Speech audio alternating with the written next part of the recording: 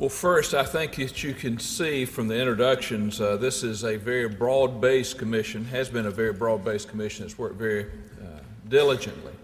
It is bipartisan, and it was our whole idea to make sure that we encompassed all types of views. And I want to thank at the outset Secretary Thompson, and I've been friends for many years, though we're members of different parties. We've been close friends for many years, and we have a common goal, and that is the improvement of education in this nation, to make us more competitive and to make us to assure the fact that the next generation of children have it better, or at least equal to this generation of Americans. As the Secretary mentioned, we're releasing the recommendations almost 1 year to the day from the time that we started the commission. And I'm pleased to report that we've had a busy, fascinating experience as we have traveled the nation and received input, received suggestions, and also examined what works and what needs to be adjusted in No Child Left Behind. When Secretary Thompson and I began this effort, from the outset, we decided it was critically to actually tour the country and to learn firsthand how No Child Left Behind was impacting our schools, our teachers, our students, and our communities.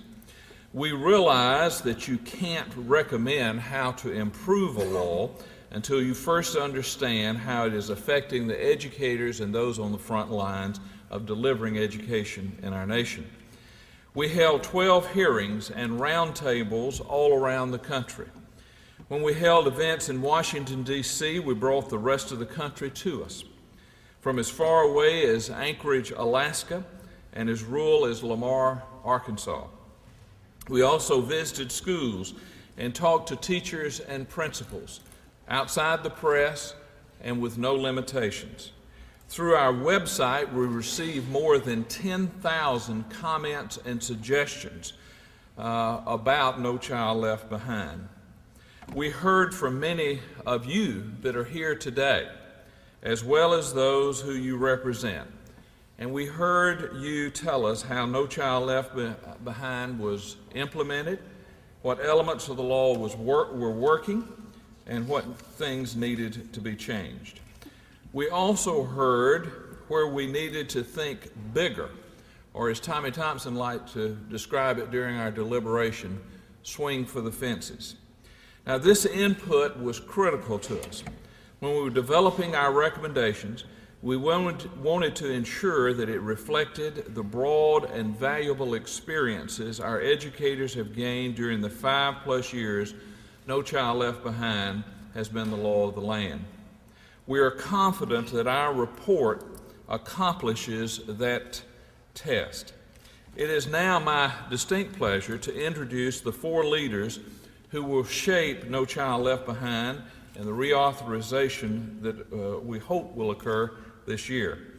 I will introduce each of them individually before they speak. After our guests speak, Secretary Thompson and I will speak about some of the major recommendations in our report. Now, our first speaker really needs no introduction. He's been a pioneer in fighting to improve the educational opportunity of disadvantaged children during his many, many years of public service. Ladies and gentlemen, Chairman of the Health, Education, Labor, and Pensions Committee, Senator Edward Kennedy. Thank you. Thank you very much. Thank you very much, Governor Barnes. We want everybody in this room to relax. We have a snowstorm. You're going to be here for a long time. You might as well use it to good advantage in listening to this outstanding panel. Let me, first of all, thank these extraordinary former governors and also a secretary for their leadership on the issues of education. Governor Thompson and Governor Barnes, when they were governors of the state, put education front and center in their state. And the selection of the 2 of these individuals to guide this panel was extraordinary good judgment, and we have seen the results. And all of us in the United States, the Senate, in Congress, in the country, parents, children, those that are concerned about education are very, very appreciative of their exhaustive effort in behalf of America's children. It's been an incredible commission that has done extraordinary work and has made a series of very important recommendations, and all of us in the Congress are eagerly waiting to delve into these recommendations and to find out how we can give life to these recommendations in the new reauthorization.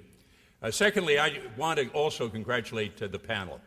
I think you heard from the panel members, this is an extraordinary panel of men and women of achievement and accomplishment and experience, and thoughtful about the various education issues that we're confronted with it. A wide, diverse panel on an extraordinary width of subject matters. The best way we can ever thank this panel is to indicate that unlike other kinds of studies, unlike other commissions, we, all of us, on the education and health committees in the House and the Senate are going to work on these panels, value their recommendations, and I believe so many of their recommendations are going to see life. If we look over the history of panels, many of them are gathering dust in different storage rooms, not this panel. You remember back to I mentioned the Burke-Marshall Commission that set up a random selection system that helped end the war in Vietnam a lot quicker. This kind of innovation, creativity that's in this panel is of that kind of a dimension. It is truly extraordinary. We're all interested in how we are going to be able to equip every child in this country, black and white and brown, able, disabled, girl, boy, whatever, in this nation, are going to be able to develop proficiency and be able to achieve the goals that they are capable of achieving. And that takes a combination of different efforts. And the No Child Left Behind represented our first best effort at a time 5 years ago. And now, through the benefit of our hearings and the work of this panel, we hope to make it a more effective instrument. We're going to need resources. The resources aren't there. You can't have reform without the resources. We're going to continue to battle on that. But finally, we are looking for the recommendations that they will have in this panel to measure the progress more effectively, do more to ensure that students reach high standards. We need to attract and retain the good teachers for high-need schools. We need to strengthen the state and local roles in improving low-performing schools, providing the technical assistance they need to turn their schools around. We need to involve parents and local communities more actively in these reforms. And we need to address the dropout crisis in our schools. Philadelphia, 80,000 school dropouts in a school system, 175,000. In Cleveland, over 20,000 in their schools, and it's replicated in schools all over this country. There's precise recommendations in each and every one of those areas, which are basically the heart of the No Child Left Behind. We're grateful to the governors, we're grateful to the panel, and I'm, as always, grateful to my colleague and friend, Senator Enzi, for his strong leadership, as well as our House colleagues as well. We're going to get the job done and make the children of this country proud. Thank you very much, Governor.